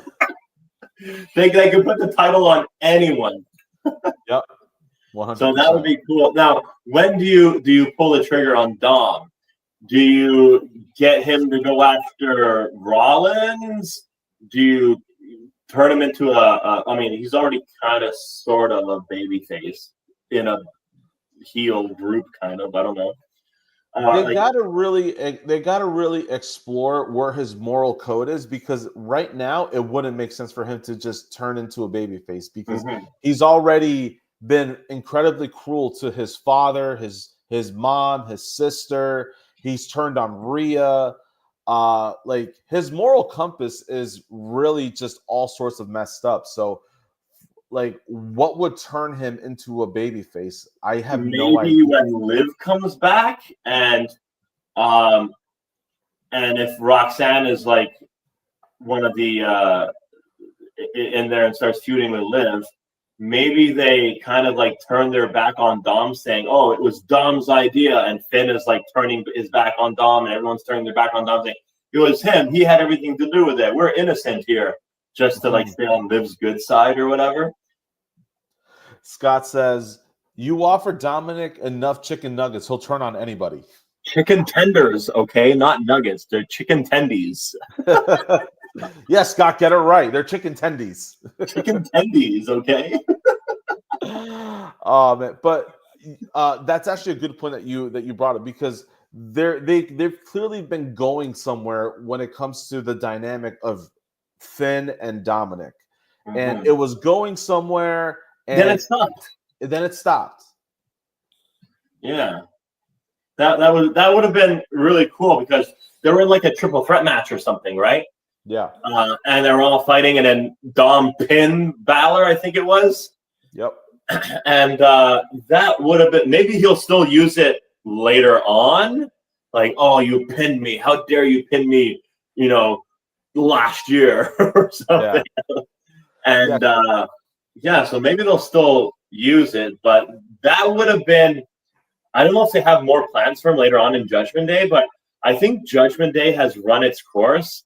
And if Liv comes back and they feud together, that should maybe be the final feud that breaks them up for good. Yeah. Because they've been around longer than the bloodline. And like Roman Reigns' bloodline, not the new one with Solo Sikoa and his 23 cousins or whatever. But, like the Judgment Day has lasted longer than the bloodline. So I mean, I think it's time that it's run its course, split them up. Maybe JD and Finn could still do stuff together. I love JD McDonough. He's really cool. Roxanne is going to be a star. She's going to be champion one day. She's really, really good. And Dominic needs to. He's broken away from the nest from his dad, and now he was in this group for 5 years now, I think. So he needs to break away from them and have his singles run, and be a really big star as a singles competitor, I think. This faction really was so successful in a sense that everybody that they needed to be a star out of this group became a star, right? Damian. Rhea, Damian. People really have now come to realize how much of a great worker JD McDonough is. Yeah. Finn was already a made guy before this group, right? Yeah. So he's really just elevating everybody else. Exactly. Dominic, man, everybody was like, this is Rey Mysterio's son. Now they don't think of him as Rey Mysterio's son. They think of him as Dirty Dominic Mysterio. Yeah. So everybody that's needed to get over, everybody that needed to get over from this group, it has done it successfully. Yeah. Roxanne Perez is now going to be the next one that's going to be a made woman out of this group. And Liv Morgan too. God, the run Liv Morgan has had since joining the Judgment Day, crazy. Did you hear Roxanne? She was training with Booker T when she was 15. What? No, I didn't know that. Yeah. She's been training crazy since she was a teenager. Booker T saw her and was like, "Yo, you got to come to my wrestling school or whatever." And she did, and she's been training since then. So she's only 21? Wow. Yeah. So young. Yeah, and she has her whole career ahead of her, her life ahead of her, and she's going to be really big one day. She's getting up there right now. She's already been tag team champions. That a title she didn't even win. Well, she earned it in a way. They told her if you guys can beat this team, then you will be the champions, and it will be her title for it will be officially be her title and whatever. She still stole it from them. No, yeah. Anyways, and who has the title on Raw? The women's it's the Intercontinental one, I think. On Raw, it's Intercontinental, and that's Becky. So, but you can't have two heels going against each other. So, someone has to beat Becky for it, and then maybe when Roxanne is on her own, get her to go after that title. Yep. So, next question is: it's very easy to criticize WWE about what they're doing wrong with creative. They should have done it this way. Oh, this creative sucks in that way, and whatever. Now, keeping it positive, I'm gonna flip the question. What is WWE doing right in creative? What is what things have you been seeing lately where you're like, I approve of that creative? That's awesome. That was a great move. Well, there's also that the whole moving the Netflix thing. I think that was a good idea. Because even if like I remember when it was on like cable TV or whatever, if you missed it, then next time you watch it is like 1 o'clock in the morning, and like it was on like a repeat, like and everything. And then if you didn't watch it then you don't watch it ever again. So at least like if I'm an hour late or whatever watching Raw, I could just turn on Netflix and start from the beginning and watch it like that. So that's I like how they did that. There was how they are pushing new talent, that it doesn't take them like years to become stars. Like Tiffany Stratton, when she became a star on SmackDown, won the Money in the Bank, and got the championship like right away. Like it seemed like it happened so fast. Whether like 10, 20 years ago, it would take you years to get your first championship, almost. So I like that they're pushing the younger talent and showing us what they got, and things like that. So that's pretty cool. Nice. Yeah. So even like some of the like I know we bash them for saying like backstage stuff and whatever. Some of the backstage stuff is pretty cool. That's interesting. Like when they had IShow Speed come out for the Royal Rumble, that was pretty cool. How he was just like standing there, and how they said like, oh, he's gonna be there, and I said he's probably gonna be in the Rumble. There's somehow they're gonna put him into the Rumble if he's gonna be there. And sure enough, like, and there was like them talking about him backstage of how it all like transpires. So that was pretty cool. But what are other stuff that they are doing that it's right? What they trying to think, because we're so like negative and we criticize them all the time, but they must be doing something right, because I think they have more of a fan base than they did like 20, 30 years ago, right? So since Triple H took over creative, I think he's been doing like an amazing job at it, because he knows the business. He's been in there for 20, 30 years, I think. When did Triple H debut? In like 95, 96? 95. Something like that. Yeah. So, I mean, he knows the business. He's married to the daughter of the owner, right? And so I would say for me, the creative with the female talent is what really has me hooked right now. The new titles. The new titles, the Women's Royal Rumble. Women's Royal Rumble. Dude, like WrestleMania women's triple threat main event was amazing. And then you opened up night 2 of SummerSlam with another women's triple threat match, and that was so good. Like the creative with the women, and how much more serious they take their athleticism and their training, that right there speaks volumes as to where we came from 25 years ago. I have a question for you. Do you think, because you know how they do WrestleMania 2 nights, and now this is the first time they did SummerSlam 2 nights, do you think they're just gonna do like all the PLEs 2 nights now? Royal Rumble, Elimination Chamber, Bad Blood, I don't know, things like that. Do you think they're gonna do a Saturday and Sunday night now, or just? I hope that it's not all the PLEs. I think it makes sense if it's the big 4: Royal Rumble, Mania, SummerSlam, Survivor Series. Those make the most sense.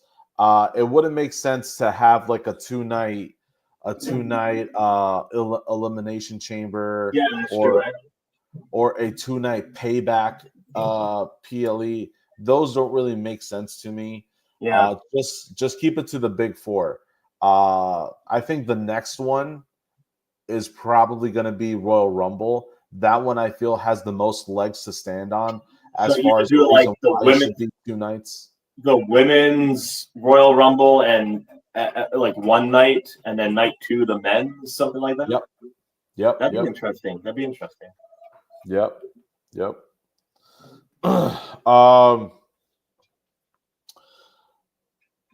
You're in Canada, so I don't know if you know the whole Mount Rushmore thing that we have here. Yeah. If you do, then great.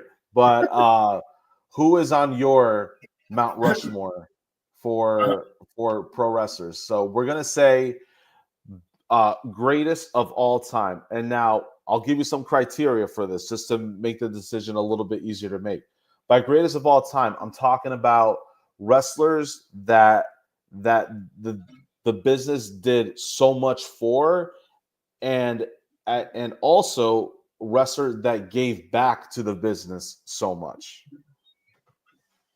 So the people that come in mind the most is like, I've been thinking about this a lot, and it's like, who do you think of the most when you hear WWE, right?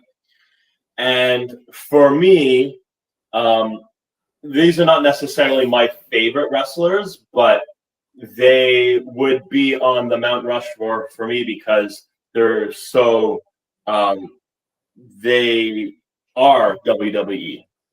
So the first one, of course, is Hulk Hogan. He has to be up there. I think The Undertaker is another one that should be up there. Just like he has one of the most like memorable entrances where you hear the and just his persona coming out, whether he's like on a motorcycle or with the flames going up and the trench coat and everything. I think, and his streak too, like 21-1, it was when it was broken. And another one up there, it would probably be Ric Flair.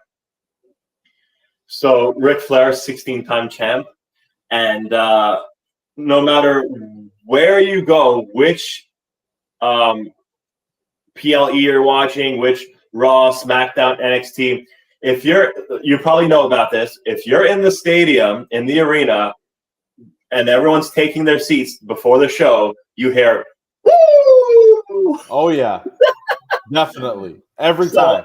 Every time.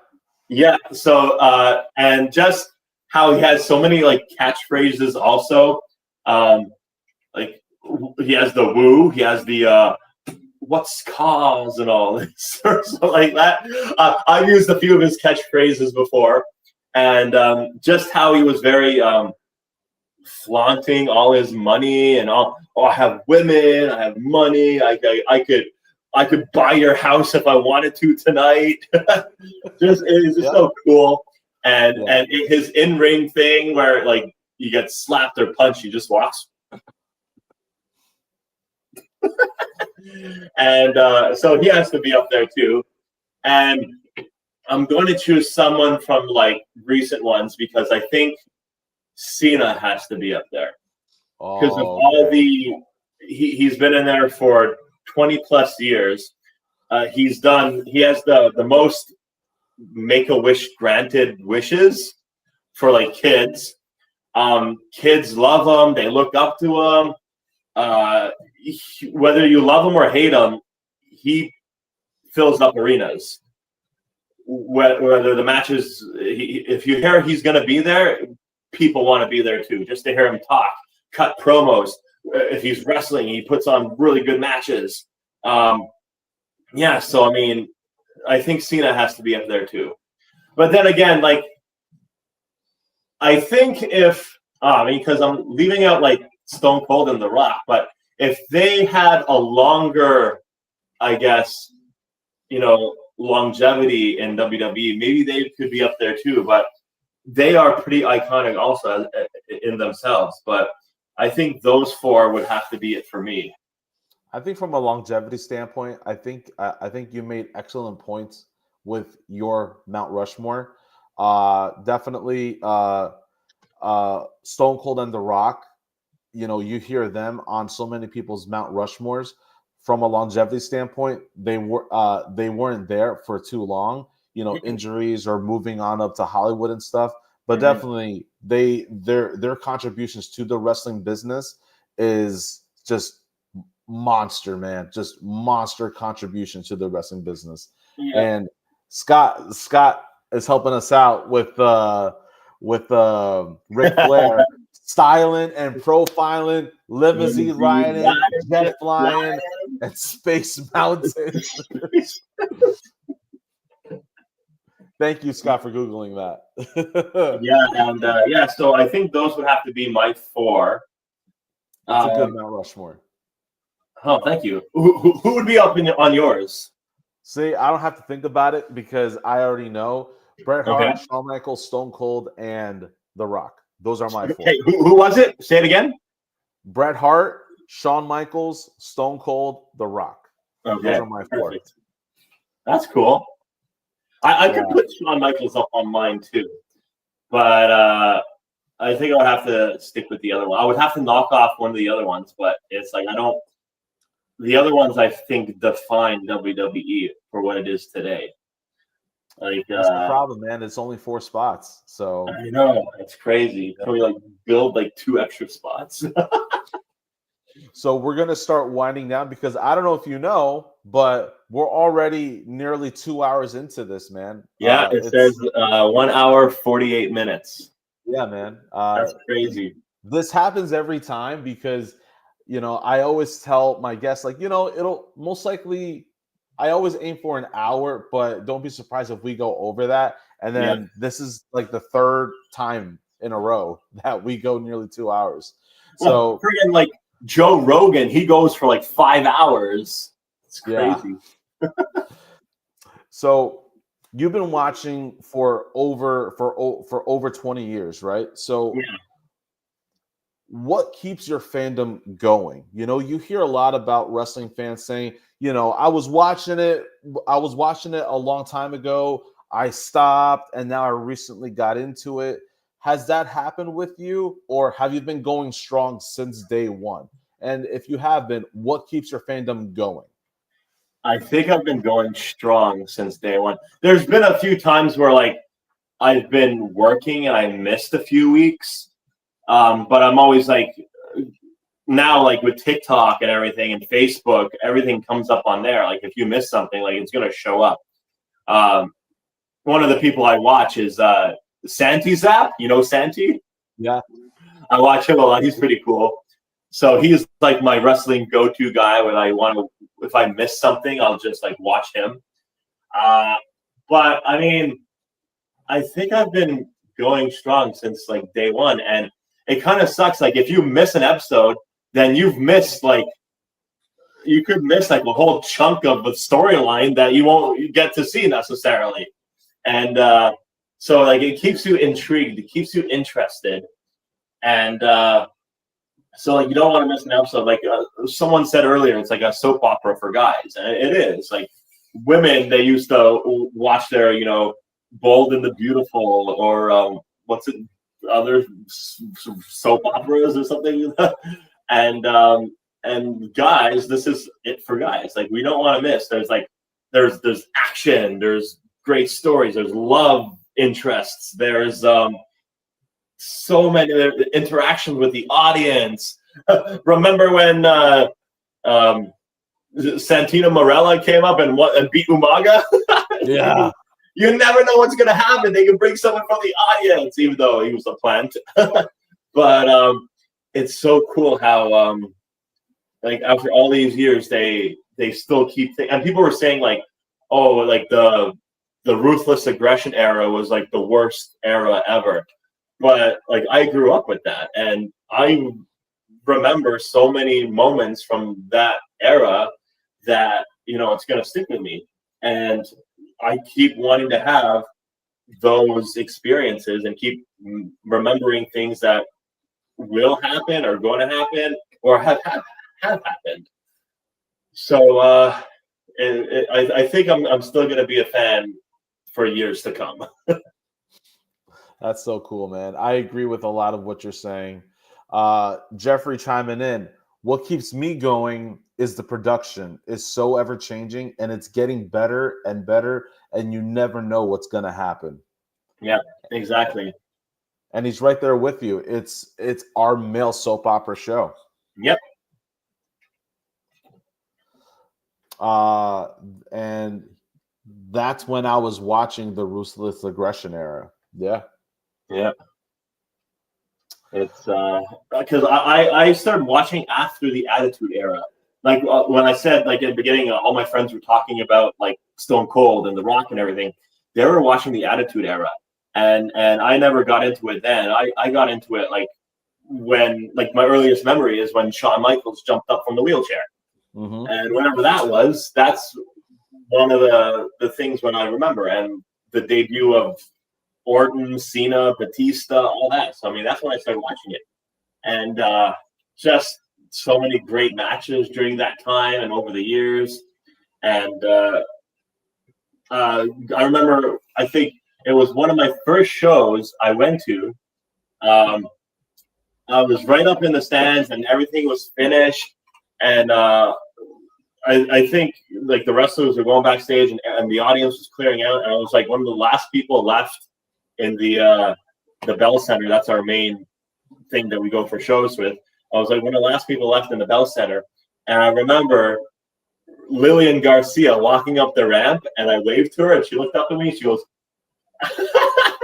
so I mean, just little things like that, or getting a high five. I remember like when I said my nephew, he came to his very first wrestling show last year, or the year before, and Kevin Owens gave him a high five, and Cody Rhodes gave him a high five. I mean, I hope that is going to stick with him, and he's going to love wrestling as much as me, like for years to come. Maybe he's a little bit young and he doesn't understand everything going on right now. He's 8. Yeah. But I mean, maybe when he becomes like 10, 11, 12 years old, he's going to get really into it and start watching it, because that's when I started, when I was around 12 or 13 or something. I have kids as well, and they're just now. This past year is the year where they've really come to understand. You know, Dad is always watching this, and he really likes it. You know, and now they're asking questions about who is who's the good guy, who's the bad guy. My daughter is all about Liv Morgan, Rhea Ripley, Naomi, Io Sky. We met Io Sky and Naomi during SummerSlam photo ops. I saw pictures of you and Jey Uso. Yep, my wife and I met Jey Uso. That's so cool. She's a huge Jey Uso fan. Nice. So huge that it's sort of getting a little uncomfortable for me how much of a fan she is of Jey Uso, but I digress. We'll just leave it at that. But yeah, they're asking questions about it. My son, he's 4 years old. He doesn't know Cody Rhodes by name, but because of his theme song, he calls him the Woe. So that's so cool. He calls him the Woe. So every time he hears his song, he's like, "Daddy, it's the Woe." I'm like, "Yeah, that's right. You want to do the Woe? Okay, well, let's put it on." Yeah. When again, bringing back to the Royal Rumble, when I Show Speed came up, I was at my sister's place, and my nephew Grayson was there with like his brother and his half brothers, I guess. I don't know. And when they're like, "Oh, look, it's I Show Speed," and they're like, "Oh, it's I Show Speed," and when Triple H was like, "Get out there, you're in the match," they were all like, "He's in the match, he's in the match!" So they're all freaking out because I Show Speed, who's not even a wrestler, is in the match. Yeah. So I guess they know him.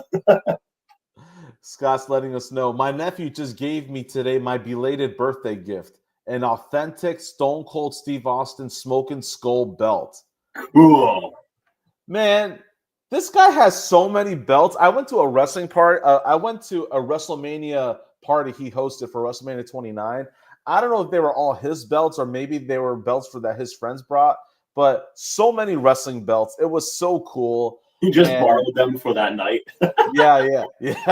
I remember I held the WCW World Heavyweight Championship belt that night. That was really cool. I have the John Cena spinner belt. Hell yeah!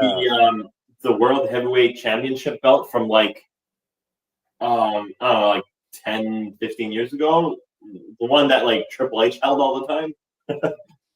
So it's like a huge one. So I have that somewhere, or I might have given it to my nephew. I'm not sure. It's somewhere. I don't know. It's in my house or their house. Scott, I still remember that picture of all the title belts on the pool table. That's awesome, man. Oh man. So okay, so you completely skipped the Attitude Era. So have you worked your way backwards and look up some Attitude Era stuff, or are you still discovering stuff that you haven't watched yet? I watched the DX stuff. DX stuff was amazing. Okay. I've watched when Kane debuted and the whole Kane and Undertaker thing, and then they became like the Brothers of Destruction and all that. And obviously, I've seen the Screw Job, Montreal Screw Job. Yeah, so I've seen matches here and there and stuff like that. So it's pretty entertaining. I remember Stone Cold and Booker T fighting in a supermarket.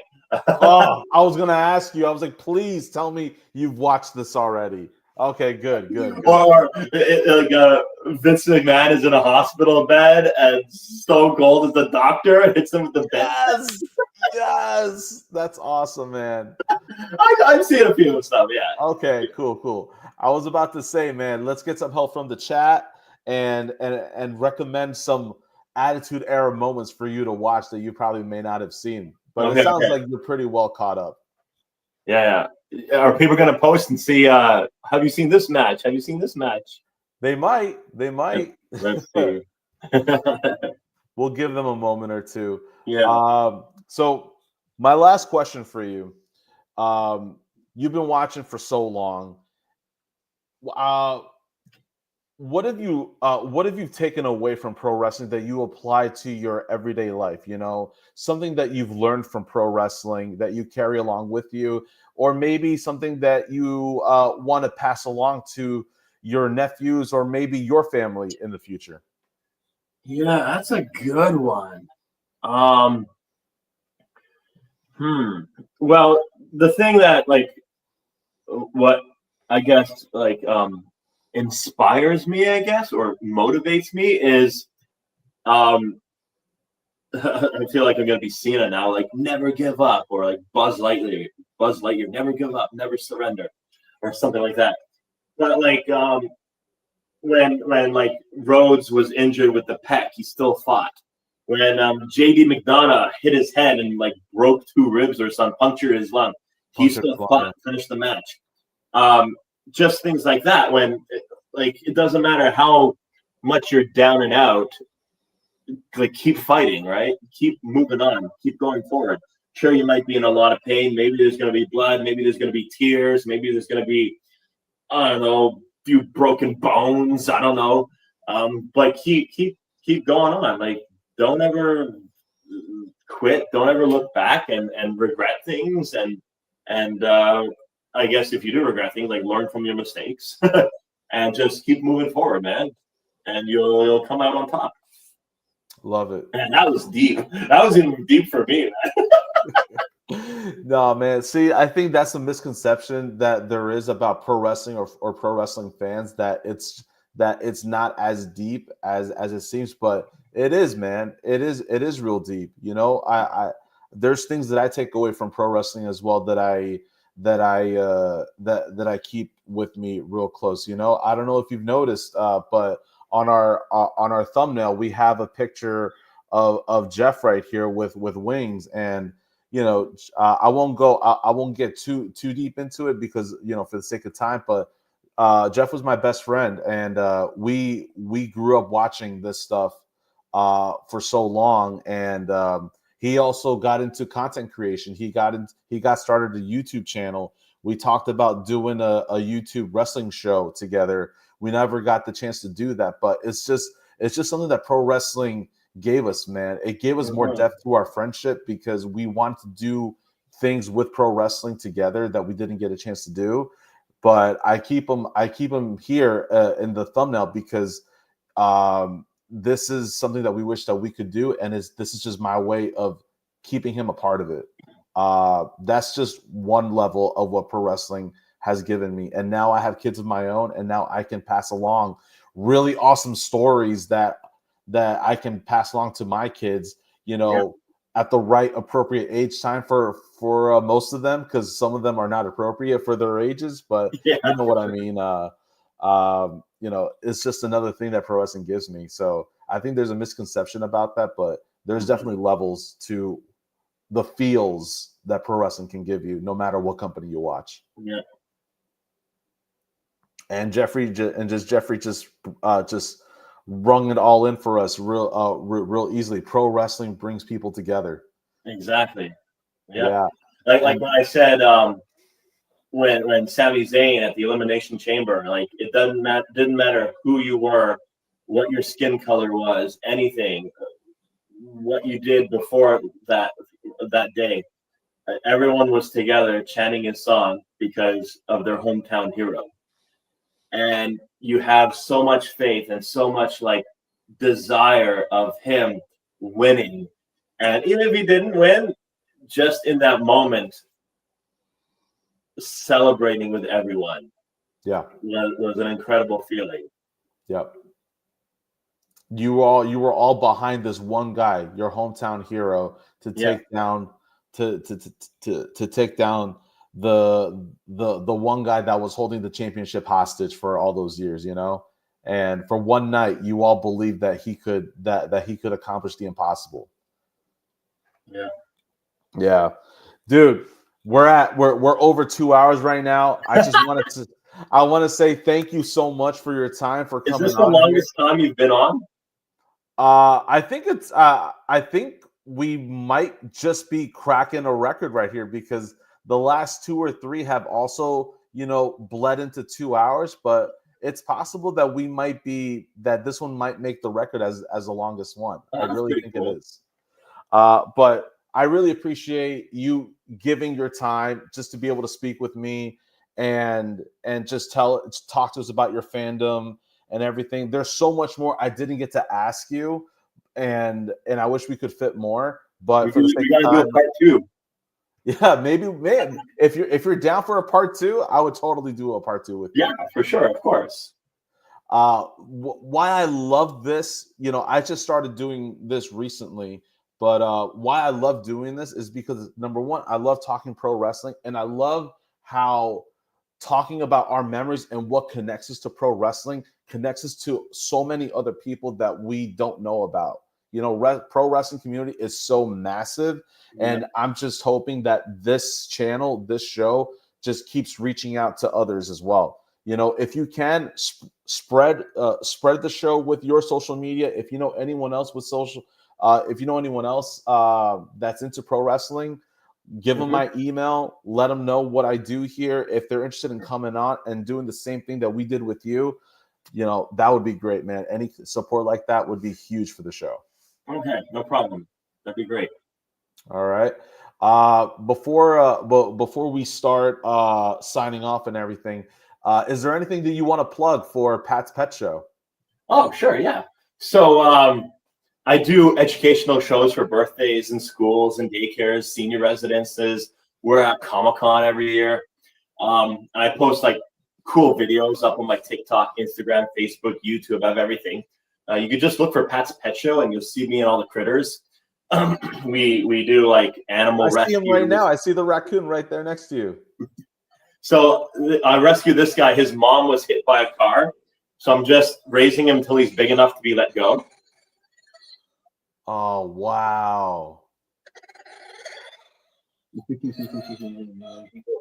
yes. Yeah, so he should be ready to be released by the end of the month. And so we're doing like raccoon rescues. I've rescued snakes, owls, skunks, opossums, everything. But usually we just do, hey, stop it. We do like, I do like educational videos too. Like this October, I'll be posting videos of me shark diving with great whites. So that's going to be cool. So I'm going to be doing that. And hopefully I went last year, we didn't see anything. So, I mean, it's give and take, right? But this year has been really good for sharks. They've seen so many. So hopefully I booked the day where they see the sharks. Wow. Yeah. Is the snake nearby? Is that python nearby? I have a big boa in there. I have a milk snake here, a baby Burmese python right here. You want to see one? Let's see one. Okay, hold on. So, guys in the chat, do you guys want to see a snake? People in the chat? I want to see this snake. Let's see this snake. My tripod is in front of the snake. Hold on. Here, you could look at the spiders over there. Do you see the spider? I see the case. I don't see the actual spider. Like, pull one up on the glass. All right, Banshee. All right. So, this is Banshee. Whoa. She's a Colombian boa. And she'll get to about 10 feet. She's, I'm 6'3", and I'm still taller than her right now. But, yeah. She's so cool. She only bit me once. She only bit you once. Just once. A couple months ago. Like, did I tell you that I met Jake the Snake? No, Comic-Con?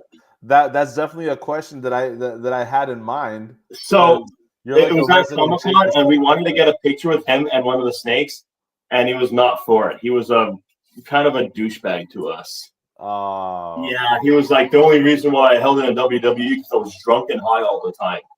And he goes, WrestleMania pays me $150 to get a picture with the snake and a kid. I'll do it for that. And I'm like, never mind. So he wasn't very nice. But at least we got Trish Stratus, right? That's awesome. Okay, now I'm going to put her back. All right. Cool. All right, there we go. Guys, everybody, if you're in the Montreal area or you're in Canada, check out Pat's Pet Show. Hold on. Just a second. I have